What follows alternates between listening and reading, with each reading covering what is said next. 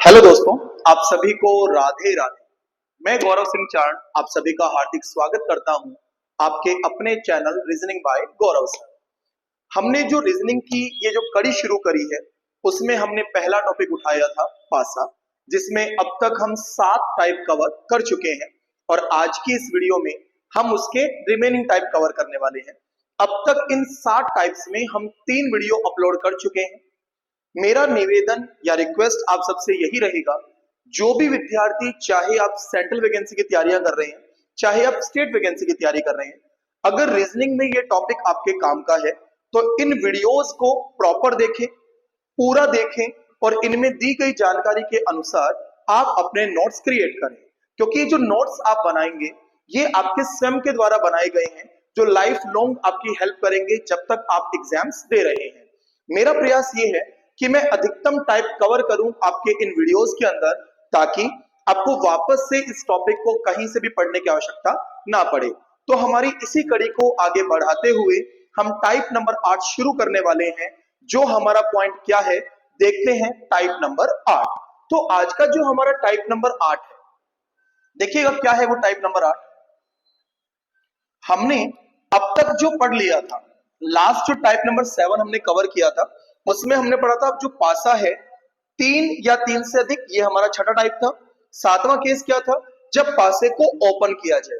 अब क्या होगा, जो 8th केस हम शुरुआत करने वाले हैं, ये मैं कह सकता हूं अब तक के जितने भी टाइप आपने पढ़े उनमें थोड़ा इंपॉर्टेंट है। क्यों?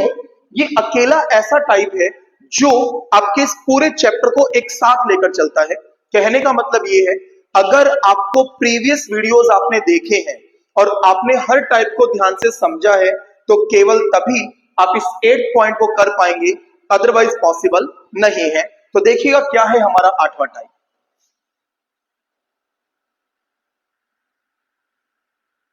हमने कहा पासे का विस्तारित रूप। क्या मतलब है इस चीज का?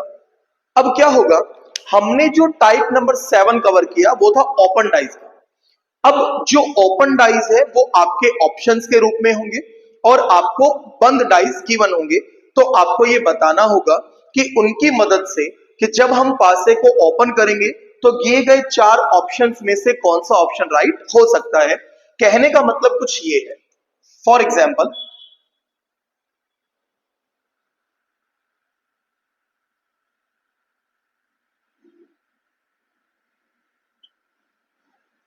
मैंने आपके सामने ये 3 पासे बनाए जिनमें मैंने कुछ लिखा A B C, B C D और सी डी और ई। ये 3 पासे आपको यहां दिखाई दे रहे हैं और आपको याद होगा मैंने काफी बार ये बात बोली है आपको इन वीडियोस में कि ये पासे दिखने में भले 3 है पर रियल में ये एक ही पासा है जिसके अलग अलग रूप आपको दिखाई गए हैं। अब यहां पर आपको क्या प्रश्न दिया जाएगा, ध्यान से सुनिएगा। उसने कहा दिए गए विकल्पों में से कौन सा विकल्प सही है। और आप जानते हैं विकल्प यानी ऑप्शंस। अब उसने ऑप्शंस क्या क्रिएट किए, ध्यान से सुनिएगा। जैसे मान लीजिए मैंने पहला ऑप्शन बनाया,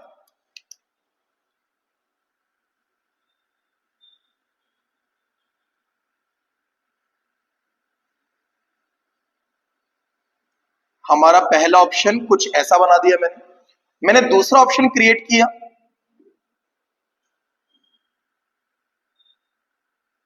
उसे मैंने कुछ ऐसा दिखा दिया। हमने तीसरा ऑप्शन क्रिएट किया, उसे हमने कुछ इस प्रकार से दिखा दिया।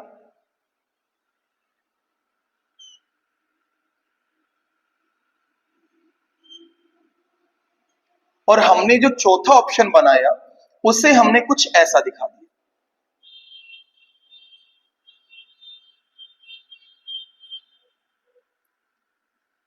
और उसने आपसे क्या पूछा कि अगर इनका यूज करें तो कौन सा विकल्प हमारा सही होगा। मैं यहां पर ये जो ब्लैंक्स है उन्हें भरता हूं, तो ध्यान से सुनिएगा क्या है।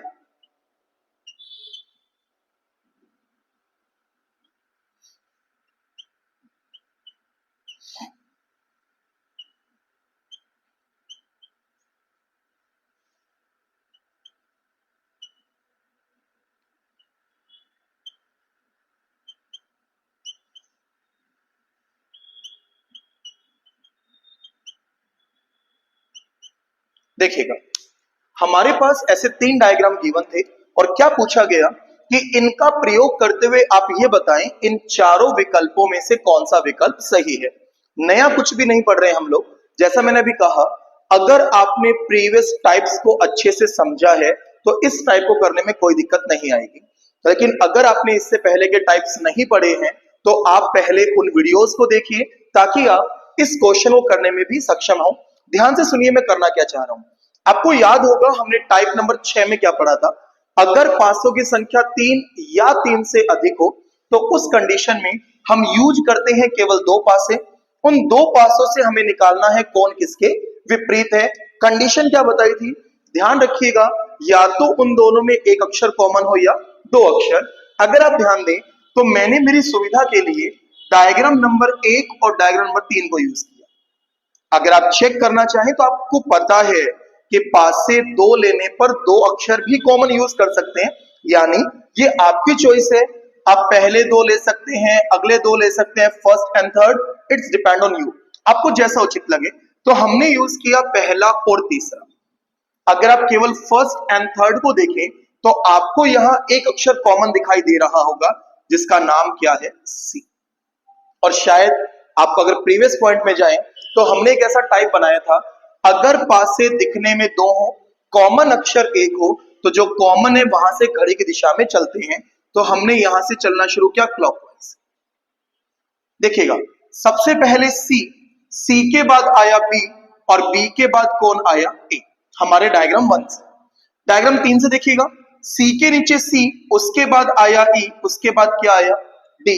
और अगर आपको याद हो तो मैंने आपसे बताया था कि जितने भी अप एंड डाउन लिखे हुए हैं ये सब एक दूसरे के विपरीत है। तो मैं कह सकता हूं ए के अपोजिट डी, डी के अपोजिट ई, ए, बी के लिए ई, ई के लिए बी, सी के लिए हमें नहीं पता। लेकिन अगर हम हमारे चारों ऑप्शंस देखें तो वहां एक अल्फाबेट आपको दिख रहा है सब में, जो है एफ। यहां भी है, यहां भी है, यहां भी है और यहां भी। तो मैं कह सकता हूं इस बचे हुए सी के अपोजिट कौन होगा, एफ। तो हमारा पहला काम क्या था, पासे 3 थे, 4 थे या उससे अधिक थे। सबसे पहले हमने क्या देखा, कौन किसके अपोजिट है, ये हमारा पहला पॉइंट था।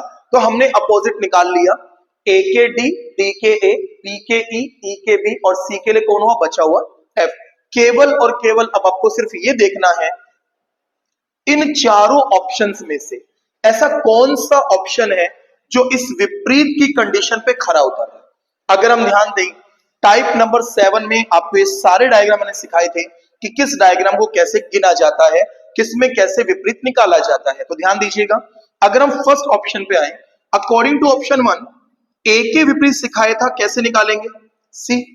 अगर आप नॉर्मली चेक करें क्या रियल में ए के लिए सी आया, क्या नहीं, वास्तविकता में ए के अपोजिट कौन है, टी। तो मैं कह सकता हूं डायग्राम नंबर 1 क्या हो गया हमारा, गलत, क्योंकि ए के लिए कौन आ रहा है, सी। आगे बढ़ते हैं, इसको कैसे सीखा था, पहले ऊपर वाला फिर नीचे वाला फिर बचे हुए दोनों। तो ए के अपोजिट यहां भी कौन आ रहा है, सी। रियल में ए के लिए सी नहीं था, इसका मतलब ये भी गलत हो गया।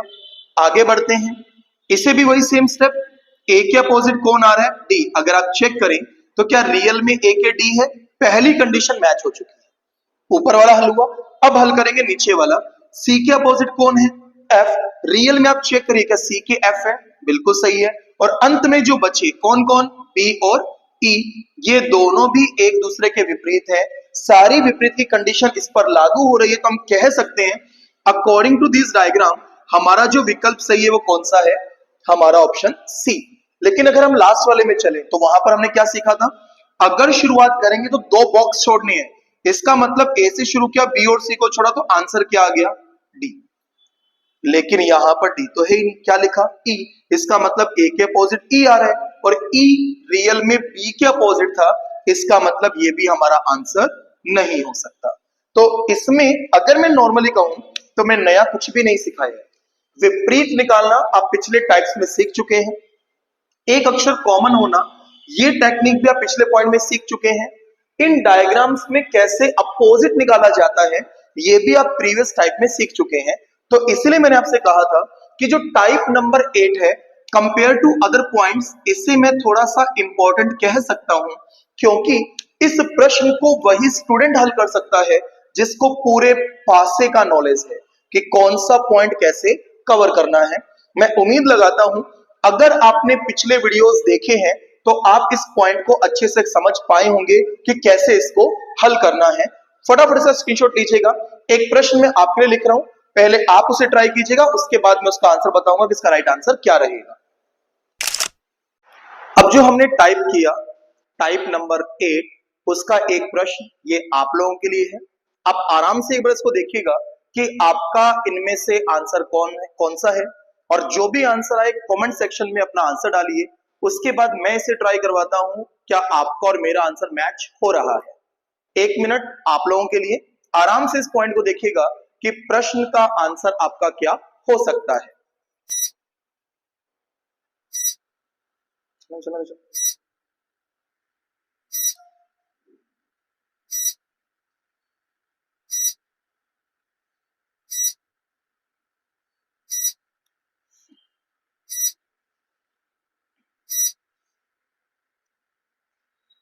चलिए अब देखिए, ट्राई करते हैं हम इस डायग्राम को। तो क्या है पॉइंट, हमारे पास इस बार 4 डायग्राम गिवन है, कोई फर्क नहीं पड़ता पास से 4 है 3 है 2 है। हम हमारा करने का तरीका सीख चुके हैं कि अगर पास से 3 है या 3 से अधिक तो हमें एक बार में यूज करने हैं केवल कितने, 2 पासे। तो हमने क्या किया, हमने अपनी सुविधा के लिए, अगर आप ध्यान से देखें, आप फर्स्ट सेकंड भी ले सकते हैं, आप फर्स्ट एंड थर्ड भी ले सकते हैं, या जो आपको उचित लगे। मैंने मेरे अकॉर्डिंग यूज किया फर्स्ट एंड थर्ड, क्योंकि यहां पर मुझे दिखाई दे रहे हैं पास से 2, और इन दोनों में कॉमन अक्षर कौन है, हमारे पास 1, जिसका नाम क्या है 6। अब हमने क्या सीखा, अगर पास से 2 है, कॉमन अक्षर 1 है, तो जो भी कॉमन है क्लॉकवाइज चलिएगा। तो ये हो गया हमारे क्लॉकवाइज चलने का तरीका। सबसे पहले लिखा 6, 6 के बाद 2, 2 के बाद कितना आया 3, सेम 6 के नीचे 6, उसके बाद 5, और उसके बाद कितना आया 1। इसका मतलब मैं कह सकता हूं कि अकॉर्डिंग टू दिस पॉइंट 3 के विपरीत 1 हुआ, 2 के 5 हुआ, पर हमें 6 का आंसर नहीं पता। तो यहां अगर हम ध्यान दें, हमें हर डायग्राम में एक अंक दिख रहा है, इसका नाम है 4। तो कंफर्म हुआ इस बचे हुए 6 के अपोजिट यहां कौन हो जाएगा 4। तो बस यही हमें चेक करना है। अगर हम पहला डायग्राम चेक करते हैं तो हमने क्या सीखा था, अगर ऐसा स्लॉट है तो जहां से शुरुआत करोगे 2 बॉक्स को आपको छोड़ना है। 1 से शुरू किया, 2 3 को छोड़ा, तो 1 के अपोजिट कौन आ गया 4।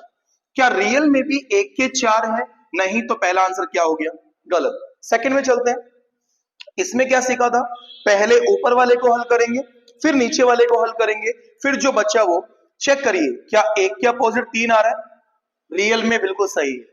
क्या सेम 4 के अपोजिट 6 आ रहा है, अगेन वो भी सही है। बचा कौन 2 और 5, इसका मतलब इस प्रश्न का हमारा राइट आंसर क्या, ऑप्शन सेकंड, यानी ऑप्शन बी। बाकी को देखने की आवश्यकता नहीं है क्योंकि हमें हमारा आंसर मिल चुका है। फिर भी आप देख सकते हैं 1 के अपोजिट 3, चेक करिएगा 1 के 3 बिल्कुल सही है, लेकिन अगला चले 2 के 4, क्या रियल में 2 के 4 है, नहीं, तो वो भी क्या हो गया गलत। आगे बढ़े तो 5 के लिए 1 आ रहा है, जबकि 5 के लिए तो कौन है 2, इसका मतलब ये भी क्या हो गया गलत। तो जो पॉइंट हमने सीखा, इस पॉइंट को कैसे कवर करना है, बस प्रीवियस पॉइंट यूज करने हैं, तरीका ढंग से अप्लाई करिएगा, और उसके बाद चेक करना है कि इनमें से कौन सा विकल्प सही है।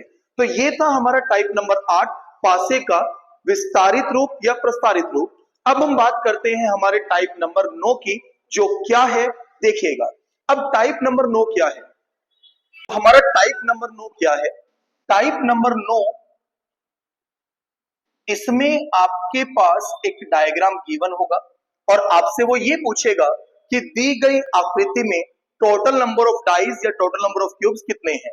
तो यहां पर जो टाइप का नाम है वो क्या बन जाएगा, पासे या घनों की संख्या गिनना।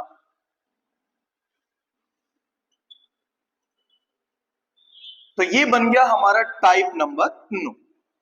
अब इसका जो डायग्राम मैं आपको दे रहा हूं, आप डायग्राम को ध्यान से देखिएगा। जब भी आप एग्जाम में बैठे हैं और इस टाइप से प्रश्न बनता है तो डायग्राम हमेशा आपके पास गिवन है, उस डायग्राम को सिर्फ काउंट करना आपको सीखना है। तो क्या है पैटर्न, ध्यान से सुनिएगा।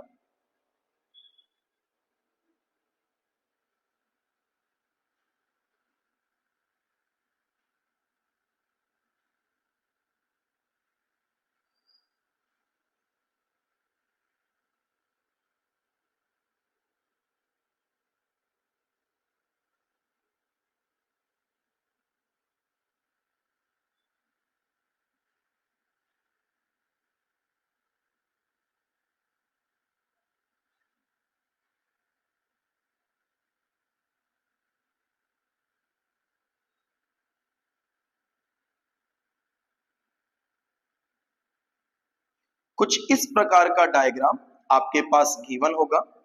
आपको इसे काउंट करके बताना है कि इसमें टोटल नंबर ऑफ डाइस कितने हैं।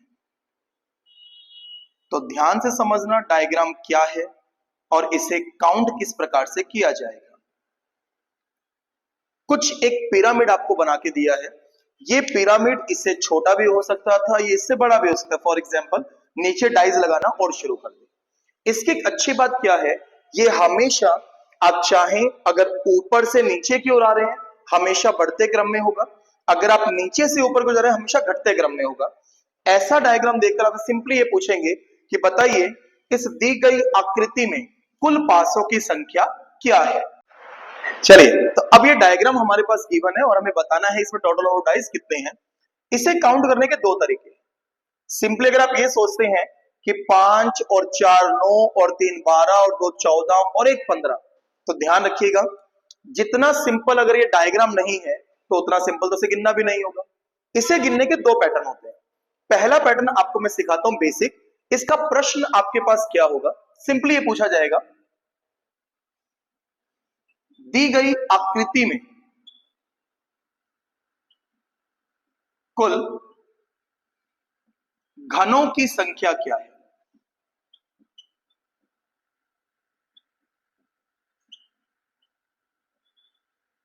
ऑप्शंस मान लीजिए हमें कुछ ऐसा गिवन है।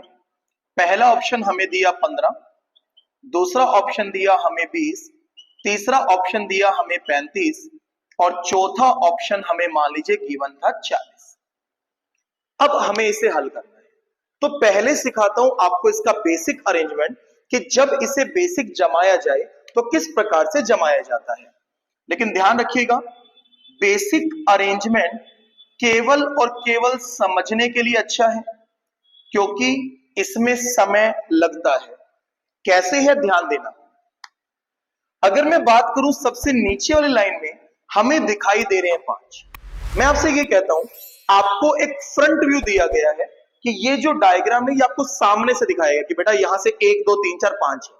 अब आपको इसके पीछे बताना कितने नंबर ऑफ डाइस और पड़े हैं। सबसे नीचे 5 है, अगर मैं 5 से ज्यादा यहां लगाऊंगा तो कंफर्म है वो मुझे दिखाई देंगे। 5 के पीछे 5 भी नहीं होगा। तो मुझे क्या करना है, फॉर एग्जाम्पल ये जो पॉइंट है मुझे गैप कवर करना है। इस गैप को कवर करने के लिए मैंने क्या किया, इन 4 उंगलियों में ये 3 उंगलियां इंसर्ट करी ताकि जो गैप था वो खत्म हो जाए। अब सोच के देखिएगा 4 का गैप 3 ने खत्म कर दिया, लेकिन जो 4 का गैप खत्म हुआ 3 से, वो 3 का गैप तो रह गया। इसका मतलब ये जो 3 थे इनका भी गैप खत्म करना है मुझे, तो मैंने 2 उंगलियों की मदद से इसका गैप खत्म किया। जैसे ही 3 का गैप खत्म हुआ 2 का गैप रहा, इस 2 का गैप भी खत्म हुआ और सिंगल से में फर्क भी नहीं पड़ता। इसका मतलब ये है हमें क्या करना है, एक बॉन्ड तैयार करना है कि सबसे पहले 5 का गैप खत्म किया 4 ने, 4 का 3 ने, 3 का 2 ने और 2 का 1 ने। इससे क्या होगा, एक प्रॉपर बॉन्ड बना और इसके ऊपर जो डाइस रखे जाएंगे उनके गिरने के चांसेस ना के बराबर हो जाएंगे। कैसे, ध्यान दीजिएगा। अगर हम बात करें केवल हमारी लास्ट लाइन की, मैंने कहा 5 आपको दिखाई दे रहे हैं, 5 में बिना किसी परेशानी के इस जगह आप 4 डाइस इंसर्ट कर सकते थे। तो 5 का गैप खत्म किया 4 ने, 4 का गैप 3 ने, 3 का गैप 2 ने और 2 का गैप 1 ने। कुल मिलाकर जितने आपको दिख रहे हैं उन्हें आपको घटते क्रम में लिखना है 1 तक। अगर मैं इन सबको जोड़ू तो जोड़ने पर मुझे दिखाई दे रहे हैं कितने, 15।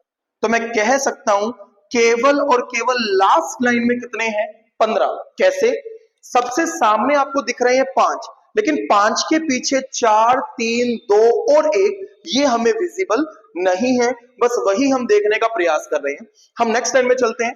इसमें हमें दिखाई दे रहे हैं 4। अब मैंने जो सिखाया 4 का गैप कवर किया 3 ने, 3 का गैप 2 ने और 2 का गैप 1 ने। इसका मतलब इस सेकंड लाइन में हमें यहां कितने दिखाई दे रहे हैं, 10। तो सबसे नीचे 15, 15 के ऊपर 10। अब चलते हैं अगली लाइन पर, हमें दिखाई दे रहे हैं 3 का गैप 2 ने कवर किया, 2 का गैप 1 ने कवर किया। इसका मतलब यहां कितने आ गए, 6। और ऊपर चलते हैं, अब हमें यहां दिखाई दे रहे हैं 2 का गैप कवर किया 1 ने। इसका मतलब इस लाइन में हमें कितने दिखे, 3। और सबसे ऊपर केवल 1 है, 1 के गैप में कुछ भी कवर करने की आवश्यकता नहीं है। इसका मतलब अगर आप इन लास्ट पॉइंट्स को आपस में ऐड कर दें तो आपको आपके प्रश्न का जवाब मिल जाएगा। क्या, 1+3+6+10+15, अगर सबको जोड़े 4, 6, 10, 10, 10, 20 और 15, आंसर कितना हो गया हमारा 35। इसका मतलब इस दी गई आकृति में जो हमारा राइट आंसर है वो क्या माना जाएगा 35। अब बात यह है, तरीका टिपिकल नहीं है, हम आराम से बना सकते हैं लेकिन थोड़ा सा टाइम कंज्यूमिंग है। तो मैं ये सलाह दूंगा, समझने के लिए बहुत अच्छा है कि इस डायग्राम को अरेंज कैसे किया गया। ये आपके सामने पैटर्न है, लेकिन अगर आप ये चाहते हैं कि मुझे इसमें समय बचाना है तो मेरी सलाह ये है, आप इसके लिए एक मेथड और ट्राई कीजिएगा। सेकंड मेथड क्या, ध्यान देना, जब भी कभी इस प्रकार का डायग्राम हो, चाहे वो कितना भी बड़ा हो चाहे वो कितना भी छोटा हो, आपको क्या करना है, उसमें सबसे पहले आप लिखेंगे सीधी गिनती, बताऊंगा कैसे। उसके बाद आप लिखेंगे उल्टी गिनती। इन दोनों को आपस में मल्टीप्लाई करेंगे और मल्टीप्लाई करने के बाद जो आप जानते हैं, गुणा करने के बाद जो प्राप्त होता है उसे गुणनफल बोला जाता है। तो जो गुणनफल आपको प्राप्त हो, उस गुणनफल का आपको क्या करना है, योग। कहने का क्या मतलब है, एक बार आप लिखें सीधी गिनती, एक बार आप लिखें उल्टी गिनती, और उसके बाद जो आपको प्राप्त होगा गुणनफल, उसका आप क्या कर दीजिए, योग। अब समझिए जो मैंने लिखा उसका मतलब क्या है। सबसे पहले सीधी गिनती, अगर आप चेक करें, सबसे ऊपर एक, एक के बाद दो, दो के बाद तीन, तीन के बाद चार, चार के बाद पांच, तो मैंने लिखा 1, 2, 3, 4, 5। अगर ये इसके नीचे और होते 6, 7, 8, 9, 10, अपन गिनती कंटिन्यू चलने देते, 6 के 5 के बाद 6, 7, 8, 9, 10। अब बात ये आई, क्या ये देखने में सीधी गिनती लग रही है अपन को, 1, 2, 3, 4, 5। अब जो लास्ट अंक आपको दिख रहा है उस अंक को आप सबसे ऊपर लिखिए। 5 था, 5 को सबसे ऊपर ले गए, अगर 10 होता तो 10 को सबसे ऊपर ले जाते। अब यहां देखना, 5, 5 से उल्टी लिखें तो 4, 4 के बाद 3, 3 के बाद 2, 2 के बाद 1, एक हो गई सीधी, एक हो गई उल्टी। आपस में क्या करना है, मल्टीप्लाई, आपस में क्या कर दिया, गुणा। अगर आप ध्यान दें तो 1 को 5 से गुणा किया 5, 2 को 4 से 8, 3 को 3 से 9, 4 को 2 से 8 और 5 को 1 से 5। इसे हम बोलते हैं गुणनफल। और ये जो गुणनफल हमने निकाला, लास्ट में इनका क्या करना है, योग। इसका मतलब इस लास्ट लाइन में जो भी आपको दिख रहा है इनको आपस में ऐड कर दीजिए। अगर आप इनको जोड़ते हैं तो 5, 8, 13, 13, 13, 26, 26 में 9 जोड़ा तो हमें हमारा आंसर प्राप्त हुआ, जो कितना था 35। तो कुल मिलाकर इस प्रश्न को करने के दो पैटर्न मैंने आपको बताए। पहला, बेसिक अरेंजमेंट क्या है, और दूसरा, अगर आपको अपना समय बचाना है तो आप सिंपली क्या करें, सीधी गिनती, उल्टी गिनती, और जो भी आपको गुणनफल प्राप्त हो उसका क्या कर दीजिए, योग। इस प्रकार से आपके पास जैसा भी डायग्राम इस प्रकार का बनेगा, वो बड़ा है छोटा है, आपको काउंट करने में दिक्कत नहीं आएगी। तो प्लीज फटाफट इसका स्क्रीनशॉट लीजिएगा।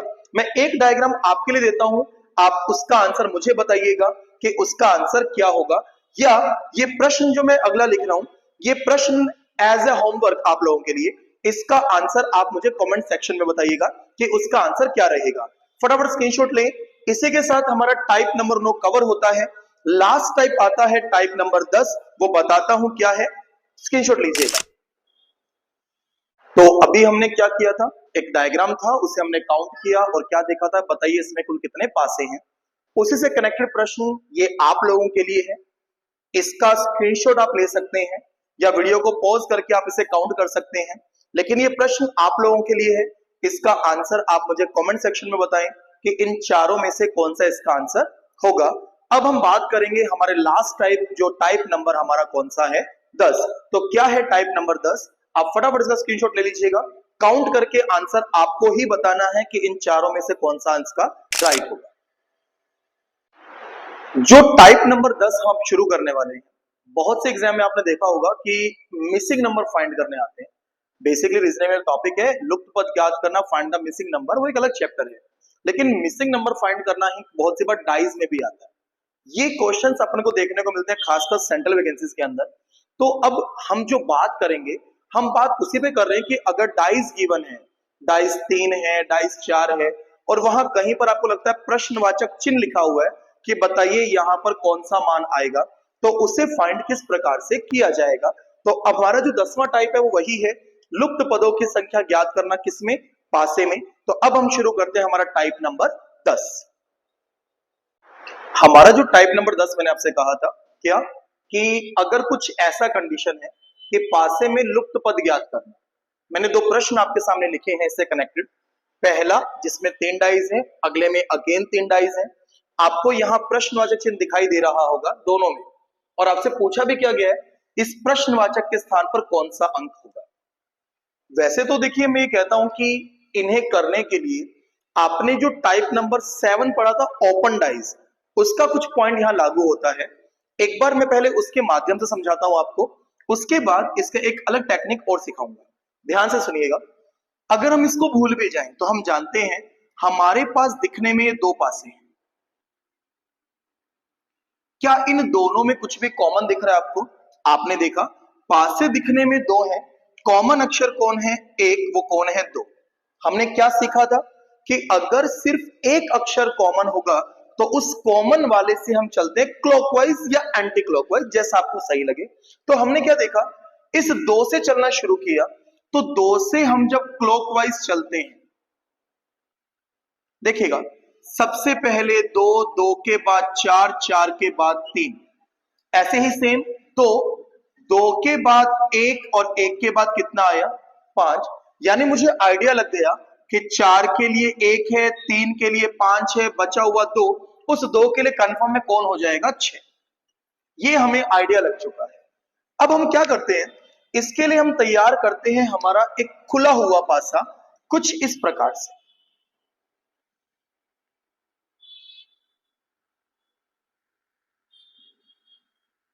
ध्यान रखिएगा, जो भी इन दोनों में कॉमन है उस कॉमन को हमेशा यहां सेंटर में डालना है आपको।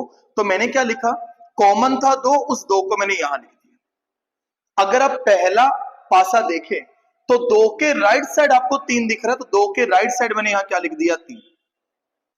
2 के ऊपर आपको 4 दिख रहा है, तो मैंने 2 के ऊपर क्या लगा दिया? 4। जैसा दिखाई दिया वैसा ही लिखा।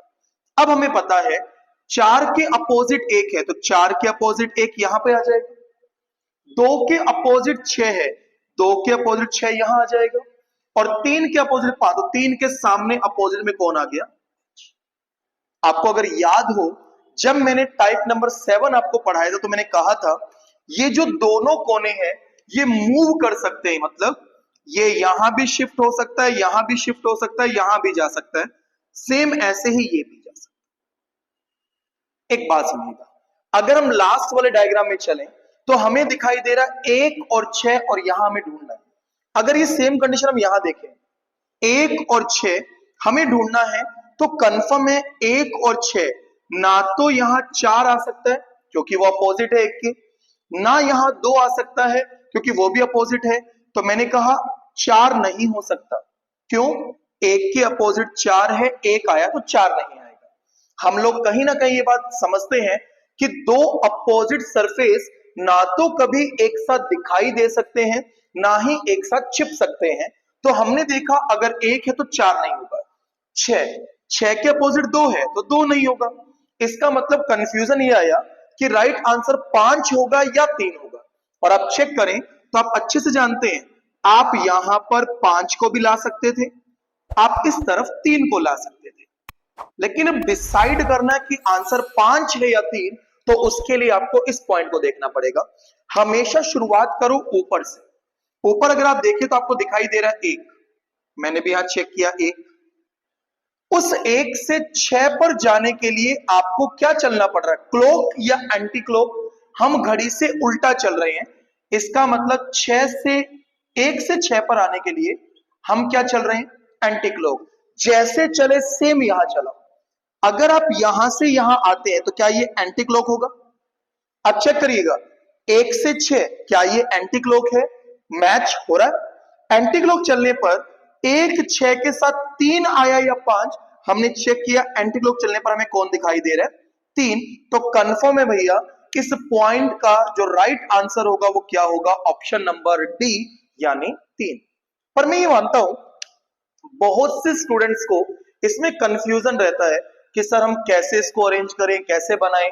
तो लोड ना लें, टेंशन बिल्कुल नहीं लेनी। पहला पैटर्न ये था, पर जैसा आपको पता है, मैंने अभी कहा मैं इसके लिए एक मेथड और आपको दूंगा, आप उसे देखिएगा। क्या करना है प्लीज ध्यान से समझना। जब भी कभी आपको निकालना हो क्या लुप्त पद, तो उसके लिए आप क्या करें, आपने इन दोनों को देखा, आपने चेक किया कॉमन था दो, तो मैंने वो सेम स्टेप फिर से लिखा। ये हमारा सेकंड मेथड है। सबसे पहले दो, दो के बाद चार, चार के बाद तीन, सेम दो, दो के बाद एक, एक के बाद पांच। ये स्टेप हम सबको समझ में आ चुका है। अब आपने जब तुलना इनकी करी, आप क्लियर है, और आपने देखा कि दो के अपोजिट कौन आने वाला था, 6। अब हमने क्या किया, इन दोनों को देखा, किस किस को, जिसमें लुप्त निकालना है, और इसको आप चाहें तो इसकी तुलना इससे भी कर सकते हैं। पर ध्यान से सुनना, मैं कहना क्या चाह रहा हूं, आपने पहले की तुलना तीसरे से करी, क्या दोनों में कुछ भी कॉमन दिख रहा है क्या, एक है, एक नहीं है, चार है, चार नहीं है, छह है, दो तीन यहां नहीं है। तो ध्यान रखिए, तुलना हमेशा उससे करिए जिसमें कॉमन आपको दिखाई दे, कॉमन अक्षर एक। अब आप इसकी तुलना करिए सेकंड को थर्ड से, क्या आपको दोनों में कुछ कॉमन दिख रहा है, आपने देखा कॉमन कौन है, एक, तो जो कॉमन है उसको पकड़ लीजिए। और कॉमन से हमने क्या सीखा, अगर एक अक्षर कॉमन है तो हमेशा चलते हैं घड़ी की दिशा में, तो हमने सेकंड एंड थर्ड को पकड़ा, और सेकंड एंड थर्ड से शुरुआत किया एक से। सबसे पहले एक, एक के बाद कौन आया, पांच, पांच के बाद कौन आया, दो। अगले में चलते हैं, एक, एक के बाद प्रश्नवाचक चिन्ह, और उसके बाद कौन आया, छह। अगर आप यहां ध्यान दें तो दो के अपोजिट कौन आ रहा है, छह। एक के अपोजिट हमें अभी नहीं पता चला, और प्रश्नवाचक नहीं पता चला।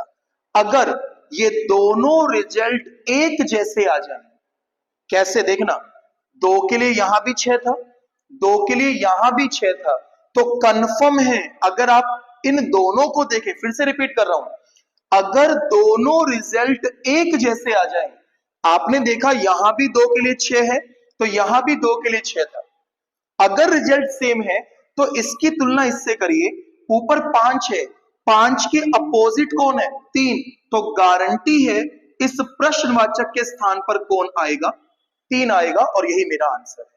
कहीं ना कहीं दिमाग में एक प्रश्न क्लिक हुआ होगा कि सर आपने ये बोला अगर दोनों रिजल्ट एक जैसे आ जाए तो ये करना है। सर अगर नहीं आए तो निश्चिंत रहिए, उस पर भी बात करेंगे, पर पहले एक पॉइंट तो सीखे हम लोग। क्या सीखा, इसे करने का पहला मेथड था डाइस को ओपन करके सेट करना, पर उसमें थोड़ा कंफ्यूजन आ सकता है। तो इसके लिए आप क्या करिए, पहले इनको चेक किया, एक अक्षर कॉमन था, उससे हमने देखा कौन किसके विपरीत है।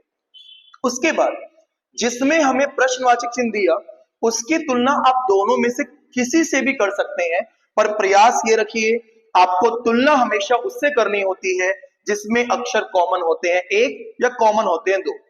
इसमें कुछ भी कॉमन नहीं था, किस किस में, फर्स्ट एंड थर्ड में ड्रॉप किया, सेकंड एंड थर्ड को उठाया, तो वहां चेक किया कॉमन अक्षर आया एक, एक से क्लॉकवाइज शुरू किया, एक, पांच, दो, एक, उसके बाद चले वापस से प्रश्नवाची चिन्ह और छह। हमें जब आइडिया लगा, मैंने लास्ट में क्या बोला, इसकी तुलना इससे करिए, अगर दोनों के रिजल्ट एक जैसे हैं, क्या मतलब है, छह के विपरीत दो, दो के विपरीत छह, वही चीज यहां दिख रही है, तो कंफर्म है इसकी तुलना जब इससे करेंगे तो पांच के नीचे प्रश्नवाचक चिन्ह है, और पांच के अपोजिट था कौन, तीन, तो 100% श्योरिटी है कि यहां पर आंसर क्या निकल कर आएगा आपका, तीन, और वही हमारा आंसर है। पर क्या ये पॉइंट आगे भी वर्क करेगा, एक बार सेम स्टेप यहां फॉलो करते हैं, और टेंशन ना लें, अगर यहां दोनों रिजल्ट एक जैसे ना होते तो भी उसके लिए टेक्निक बताऊंगा कि आप कैसे कर सकते हैं। पहले इसको देखिएगा, सेम पास से दिखने में कितने हैं, तीन, हमें दो गिवन है, एक हमें नहीं पता। अब हम ओपन डाइज नहीं करेंगे, हमने जो सीखा कॉमन वाला मेथड हम उसी को अप्लाई कर रहे हैं।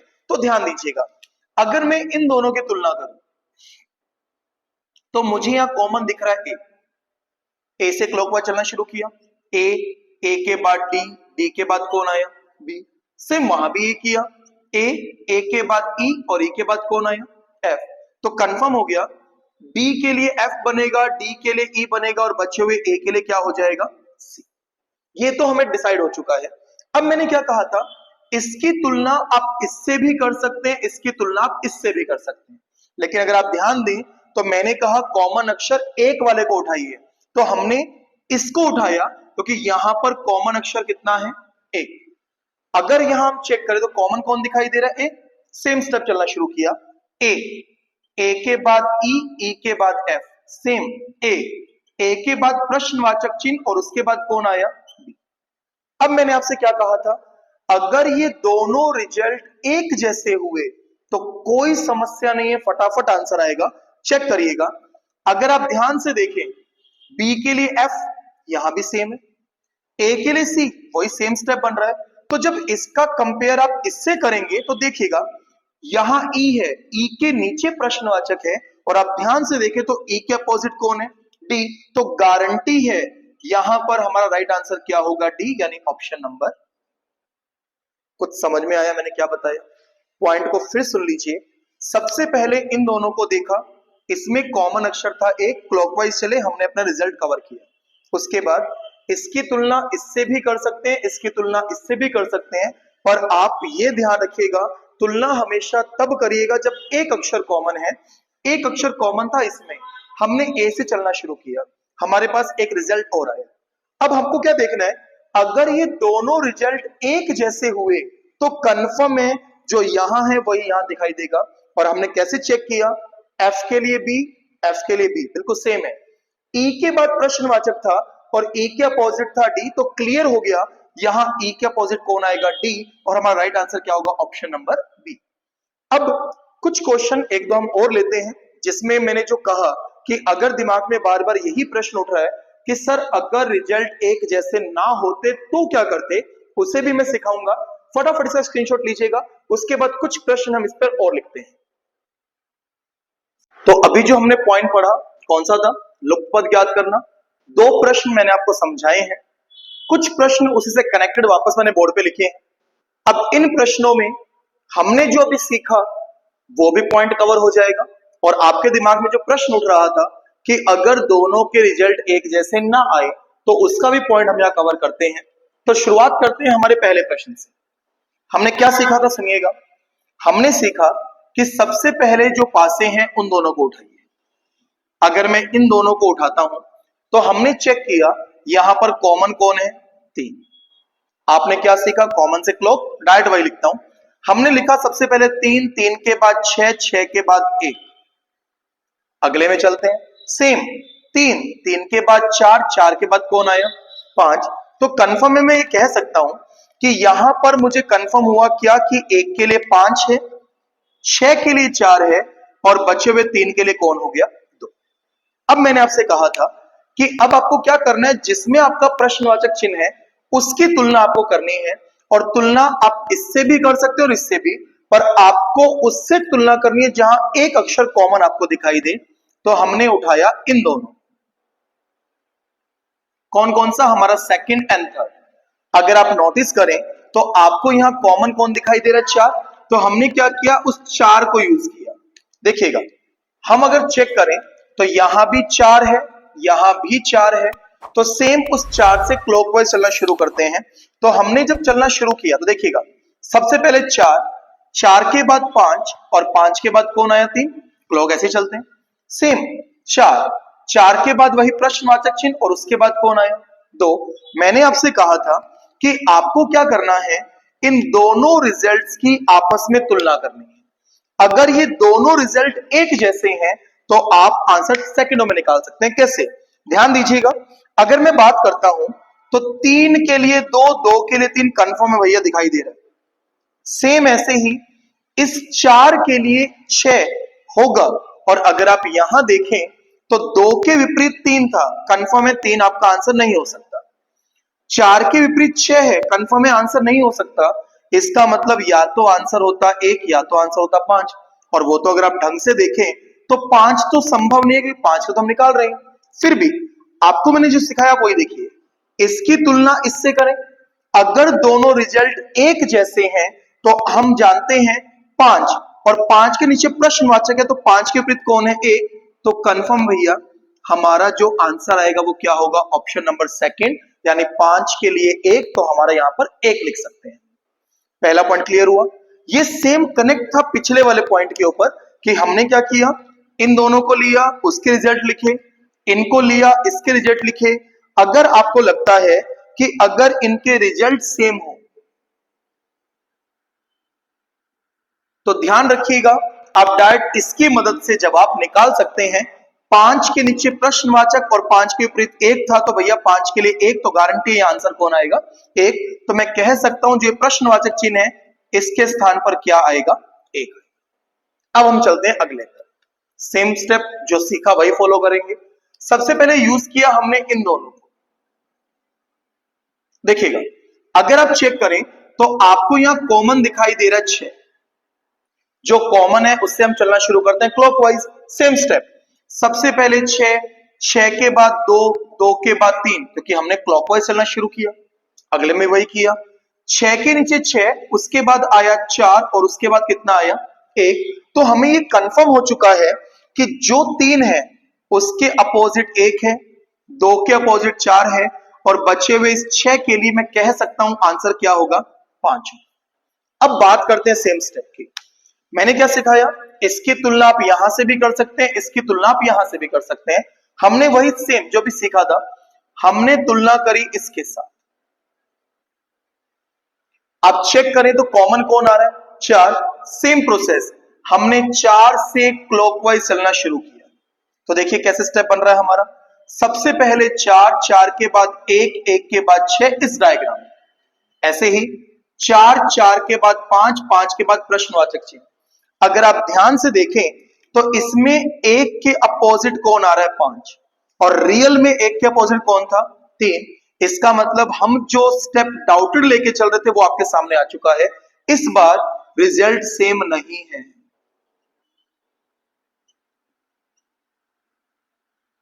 अब सुनिए क्या करना है। जब भी आपको लगे कि दोनों का रिजल्ट सेम नहीं है, ध्यान से समझना इस पॉइंट को। यदि दोनों का रिजल्ट सेम ना हो तो हमेशा 2 अक्षर कॉमन वाली ट्रिक अप्लाई करें। अब समझिए मैं कहना क्या चाह रहा हूं। अभी हमने जब पिछला प्रश्न देखा उसमें दोनों के रिजल्ट एक जैसे थे, कोई कंफ्यूजन नहीं, फटाफट आंसर आ गया कि क्या आएगा यहां पर? 1। लेकिन अब जब यही सेम स्टेप यहां फॉलो किया तो यहां रिजल्ट एक जैसे नहीं आए। कैसे? 3 के अपोजिट 1 था, 1 के अपोजिट 3। आप चेक करिए यहां 1 के अपोजिट 5 आ रहा है। जब रिजल्ट सेम ना हो तो वहां पर आपको हमेशा एक अक्षर कॉमन की बजाय 2 अक्षर कॉमन पे काम करना है। अब ये कैसे करना है, ये है समझने की चीज, ध्यान दीजिएगा। अगर आप थोड़ा ध्यान दें तो जिस डायग्राम में प्रश्नवाचक चिन्ह है वहां पर अक्षर है 5 और 4। ये दोनों ही अक्षर यहां कोई भी मैच नहीं कर रहा। इसका मतलब हम ये कंफर्म कर चुके हैं कि इसका तो यूज हमें नहीं करना। तो हमने क्या देखा? 4 और 4 एक अक्षर तो मैच कर रहा है, तो हमने इन दोनों को उठाया। लेकिन मैंने आपसे क्या बोला? अब यहां एक अक्षर कॉमन वाला मेथड नहीं काम करेगा। हम यहां काम करेंगे कितने अक्षर कॉमन पे? 2 अक्षर कॉमन पे। अब सुनो ध्यान से, 4, 4 एक अक्षर कॉमन है। इस डायग्राम में 4 के साथ कौन है? 6 और 1। तो कंफर्म है आपको अगर 2 अक्षर कॉमन करने हैं तो इस जगह पर या तो आएगा 6 या क्या आएगा? 1। ध्यान से सुनना मैं क्या बोलना चाह रहा हूं। मैंने क्या कहा?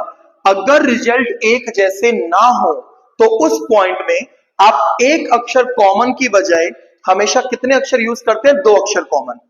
5 और 4 ये दोनों में से कोई यहां नहीं था, इसको ड्रॉप किया। इसकी तुलना इससे करी तो एक अक्षर कॉमन था, पर मैं आपको बोल रहा हूं 2 अक्षर कॉमन चाहिए। तो ये तो कंफर्म है 5 ऑलरेडी लिखा हुआ है, 4 के साथ 6 और 1 है। 2 अक्षर कॉमन तभी हो सकते हैं जब यहां पर या तो 6 आ जाए या तो कौन आ जाए? 1। तो ये कंफर्म हो गया कि इस पॉइंट पर, इस प्रश्नवाचक चिन्ह पर या तो आंसर होगा 6 या आंसर होगा 1। प्रॉब्लम क्या है? ऑप्शन में दोनों है। अब कैसे पता चले कि राइट आंसर कौन है, 6 या 1। तो ध्यान दीजिएगा, अगर आप इस पैटर्न पे फॉलो करते हैं, जो हमारा मेन रिजल्ट था वो था पहला पॉइंट, क्योंकि कॉमन हमने लिया था। अब सुनिएगा, 6 के अपोजिट कौन है, 5। अगर आप ध्यान दें तो इस डायग्राम में आपको 5 दिखाई दे रहा है, और आप शुरुआत से पढ़ रहे हैं कि विपरीत कभी भी दिखाई नहीं देता। अगर यहां 5 दिखाई दे रहा है और 5 के अपोजिट 6 है, तो क्या आपको लगता है कि 5 के लिए 6 आपको यहां दिखाई दे सकता है? क्योंकि मैंने अभी एक लाइन बोली थी, दो अपोजिट सरफेस ना तो कभी एक साथ दिखाई देते हैं, ना ही एक साथ छिप सकते हैं। तो कंफर्म हो गया, अगर 5 यहां पर है तो 5 का अपोजिट है 6, चाह कर भी 6 यहां पर नहीं आ सकता। तो क्लियर है, बचा कौन, 1। तो मैं कह सकता हूं कि इस जो प्रश्नवाचक चिन्ह था, हमारा यहां भी आंसर क्या आएगा, 1, यानी ऑप्शन नंबर ए। थोड़ा सा पॉइंट का लेवल इंक्रीज हो चुका है।